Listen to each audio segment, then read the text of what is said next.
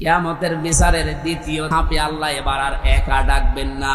ইয়াউমা নাদউ কুল্লা উনাসিম বিইমামিহিম।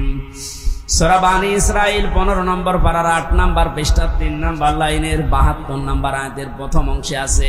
এটা ফি জিলালিল কোরআনের তাফসিরে আছে, বিস্তারিত আছে। আমি শুধু সামারাইজ করে বলছি। কিয়ামতে প্রতিটি মানুষকে আবার বিচারের দ্বিতীয় ধাপে আল্লাহ ডাকবে তার নেতার সাথে। এটা যদি রাজনীতি মনে করে কেউ চলে যান, আপনার কপালে আগুন লাগবে। আল্লাহর কসম, এটা শুধু দুনিয়ার সাথে না, আখিরাতের সাথে রিলেটেড। এই জন্য আমি একটু তুললাম, নয়তো বলতাম না। কিয়ামতের ময়দানে আল্লাহ যখন মানুষকে তুলবে, প্রতিটি মানুষকে এবার দ্বিতীয় সিস্টেমে তুলবে তার নেতার সাথে। কার সাথে? কুমারখালীবাসী আগে নেতা, এরপরে কর্মী। আপনার বিবেককে এবার প্রশ্ন করেন তো, আপনি যে নেতার আদর্শ মেনে চলেন, যার পেছনে স্লোগান দেন, যাকে রায় দিয়ে ভোট দিয়ে নেতা বানিয়েছেন, এই লোকটার যে চরিত্র, এর যা সুরাত সিরাত আর এর যা ঈমান আমলের অবস্থা, ও যদি আল্লাহর সামনে দাঁড়ায়, আপনি তার পেছনে করে দেখলেই তো আল্লাহ রাগ হয়ে যাবে। ও বলছে ঠিক, তার মানে ও ধরা খেয়ে বসে আছে।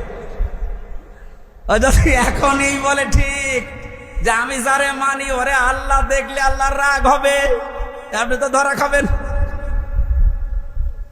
কথা তো সত্যি, এইটাই আসল কথা। আপনি যারা ধরা না খান, সুতরাং এমন মানুষের পেছনে থাকা লাগবে, এমন মানুষকে আদর্শ হিসাবে সামনে নিয়ে আসা লাগবে, যারে দেখলে আল্লাহ খুশি হয়ে যায়। এখন এই লোকটাকে আফজাল সাহেব না।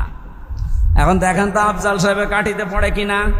সূরা নেসা 5 নম্বর পারা 6 নম্বর পৃষ্ঠা 9 নম্বর লাইনের 59 নম্বর আয়াতের প্রথম অংশে আছে, ইয়া আইয়ুহাল্লাযীনা আমানু আতিউল্লাহা ওয়া আতিউর রাসূলা ওয়া উলিল আমরি মিনকুম।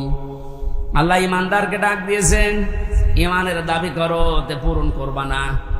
তোমাদের দাবি হচ্ছে তোমরা আল্লাহর ইতাআত করো, রাসূলের আনুগত্য করো, আর উলিল আমর তোমাদের ভেতরে যারা নেতৃত্ব দেয় এদের মেনে চলো। কুষ্টিয়াবাসী, বাংলাদেশের 64 জেলার ভেতরে এই কুষ্টিয়াকে আমি বেশি ভালোবাসি, কারণ এই জেলাটা আমার। আমি চাই আপনারা বাঁচেন, বেঁচে থাকেন, যেন জাহান্নামী হয়ে না যান। এই যে আতিউ, এটা কিন্তু ভার্ব, এটা ফেল, এটা ক্রিয়া। এই শব্দটা আল্লাহ নিজের নামে রাসূলের নামে দিয়েছেন, উলিল আমরের আগে দেননি। এই কথা বলেন না কেন? আমি যতগুলো তাফসীর পড়েছি, সব মুফাসসির আয়াতের ব্যাপারে ব্যাখ্যা এইটাই লিখেছেন, আল্লাহ রাসূলকে মানা লাগবে, কোনো প্রশ্ন করা যাবে না। কিন্তু আল্লাহ রাসূলের পরে যদি কিয়ামত পর্যন্ত আপনি কাউকে মানতে চান, নেতা হিসাবে নেতৃত্ব দেবে, তাকে যদি মেনে চলতে চান, মাস্ট বি, দেখাই লাগবে এই লোকটা আল্লাহ রাসূলকে মেনে চলে কিনা। আরে এই আয়াতটা বাংলাদেশে আজ কায়েম হয়ে গেলে তো ইসলাম চলে আসে। এক কথা বলেন না কেন? আল্লাহ রাসূলকে যে লোক মেনে চলে না, আমার বাবা হলে ওরে আমি মানি না, এ কথা মানবেন কারা? দেখি লিল্লাহি তাকবীর। এই দেখেন তো হাত তোলেনি কে? দেখেন, আলহামদুলিল্লাহ। ঠিক আছে, হাত নামান। ওয়াজ তো হয়ে গেছে, এবার মোনাজাত করে দিই। আবার কি ওয়াজ করবো? এটাই তো, আল্লাহ রাসূলকে যে মানে না, সে আমার বাবা হলেও মানি না, তাহলে এদেশে আর কিছু থাকবে? ইসলাম চলে আসবে ইনশাআল্লাহ।